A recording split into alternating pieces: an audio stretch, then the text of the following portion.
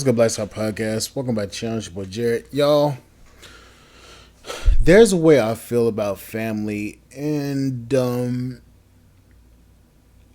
I believe that this is a key representation of why I have the sentiments I have when it comes to family.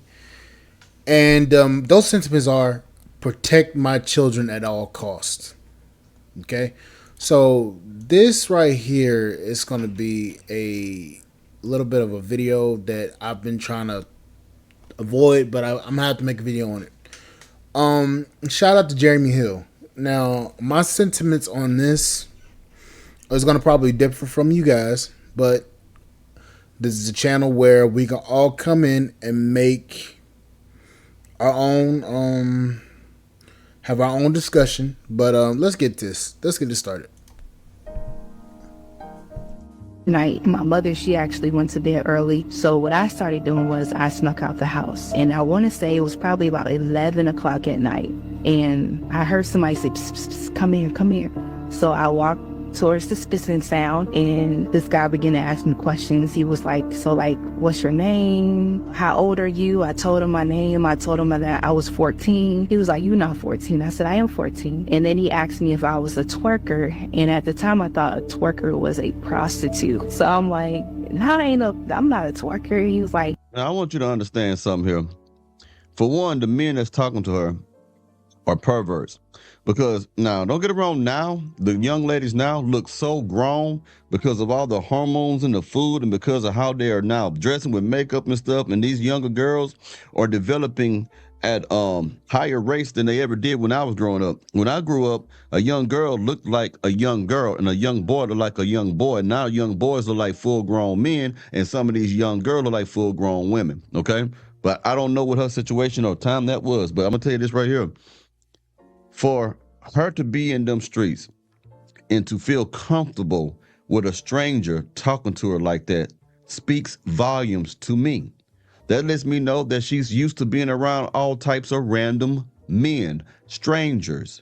Now, I bet her mother was the type of mother that allowed all types of different men to come into her life that she's seen. They're probably one night stands, probably Pookie Ray Ray and Nook Nook would beat it up, maybe off and on boyfriend. So she was just too comfortable, because most kids, at least they are taught when I was growing up, to not speak to strangers. So for a girl who is just now turning 14, almost a teenager, well, I guess a teenager, to feel that way towards a stranger, and then he talks to her about twerking, and she's cool with that, that says a lot to me. That says a lot to me. It should say a lot to you. Let's keep going.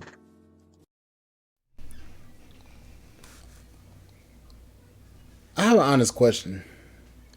When it comes to raising children,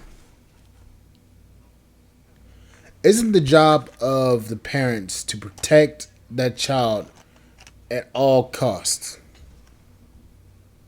Now, this girl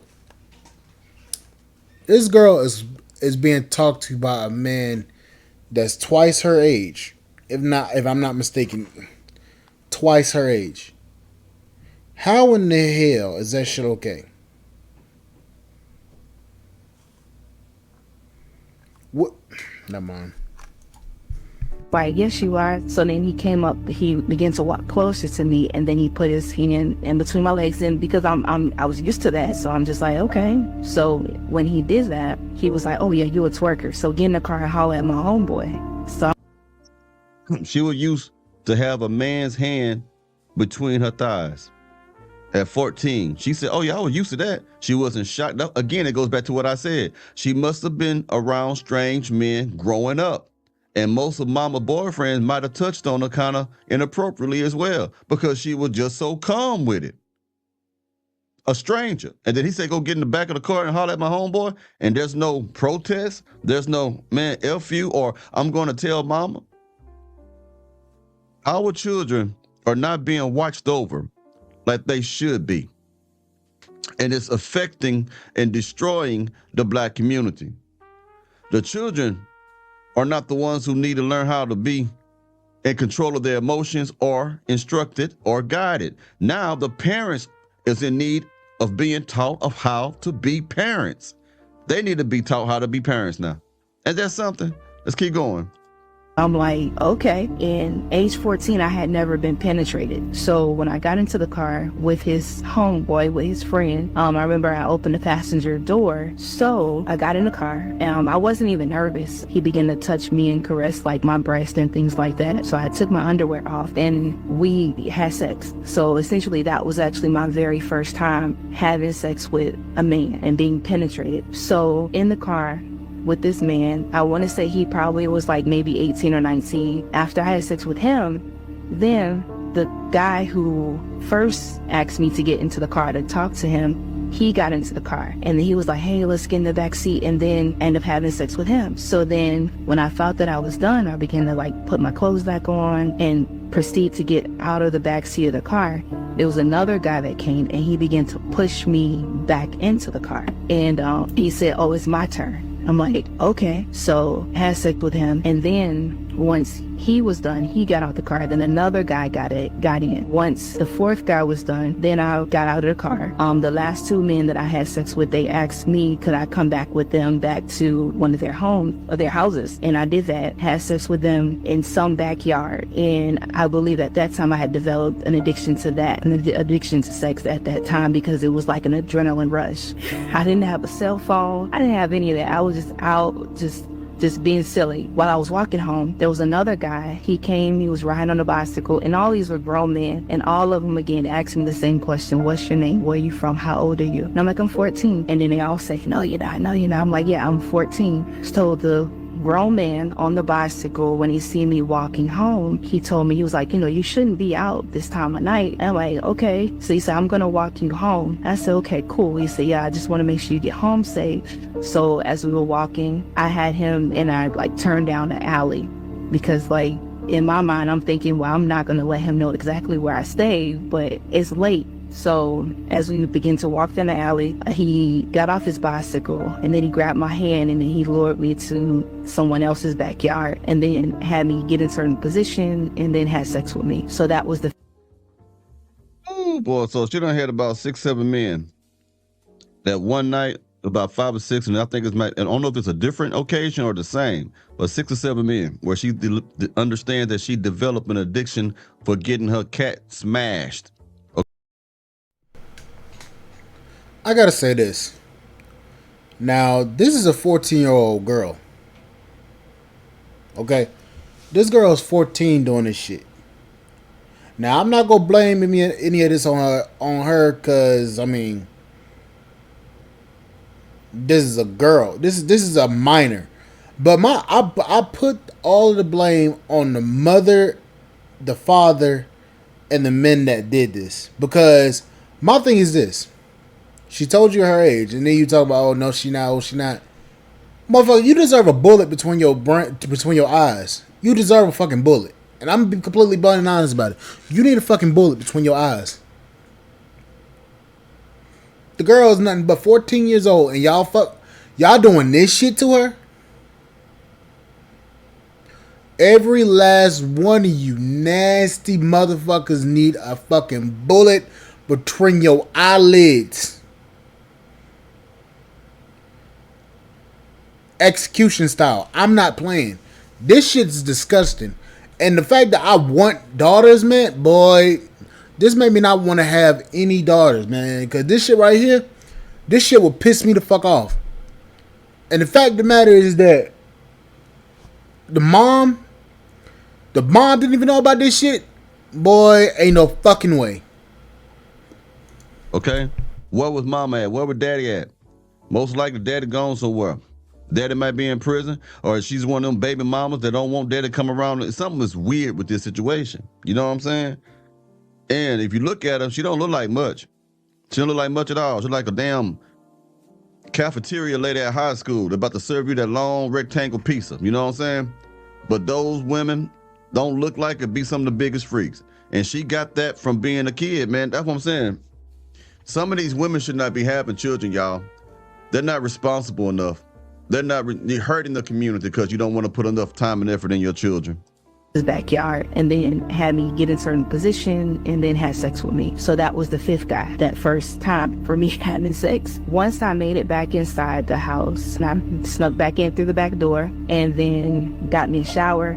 It was probably about 5 o'clock in the morning, so I was out from 11 p.m. until about 5. I think they passed a law for school to start later for high schoolers, but at that time, you had to be to school by like 6:50 or so. So I just automatically jumped into the shower, washed up. I remember that first night, like just washing up and seeing a lot of blood on my washcloth and not really understanding it, but I said, hey, if this is what it takes for me to have a boy. That's sad, man. Jump in the shower. Your first time being with a man was being with 5 different men in one night. Then you take a shower and you're bleeding all over the place. And you could tell that there was no real connection or attachment to the mother because nothing was said to the mother about it. And there's a lot of these young black girls are going through certain type of situations and they would not tell their parents what's going on because they don't want to be ashamed. They don't want to get cussed out or anything like that. It's sad, man. For that first night, like just washing up and seeing a lot of blood on my washcloth and not really understanding it, but I said, hey, if this is what it takes for me to have a boyfriend, I'm all for it. And anything for a boyfriend. Lonely.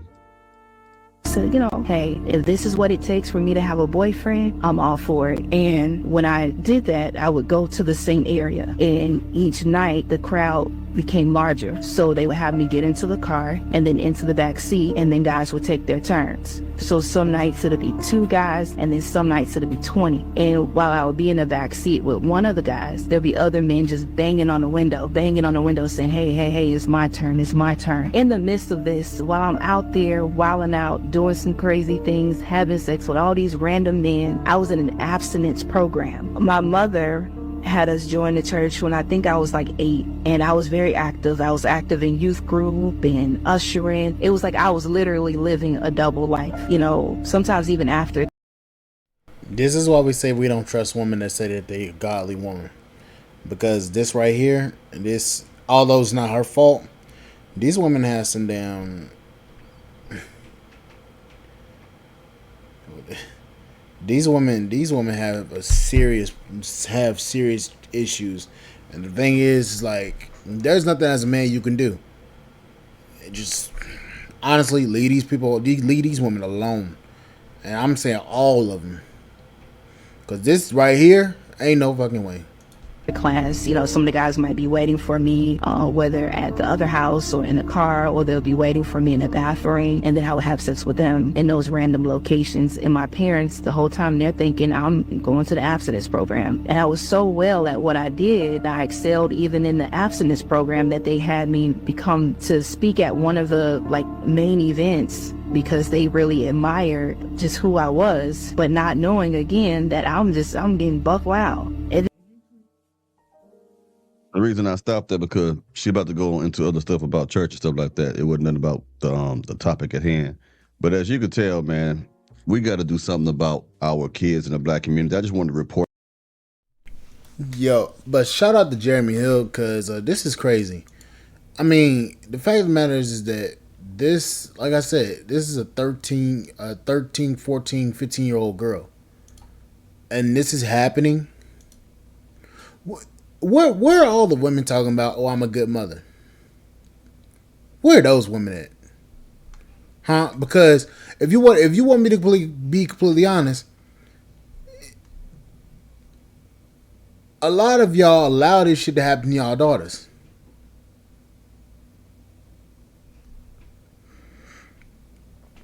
A lot of y'all allow this shit to y'all daughters. And then on top of that, a lot of y'all don't have no type of structure and order in y'all households.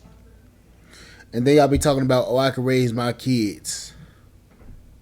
Well, apparently, ma'am, no, you can't, because your kids is running out here buck wild. So, miss me with that bullshit. Anyways, like, share, subscribe, channel, support the podcast, and support.com. We'll see you guys on the flip side. Thank you guys for listening. Bye, guys.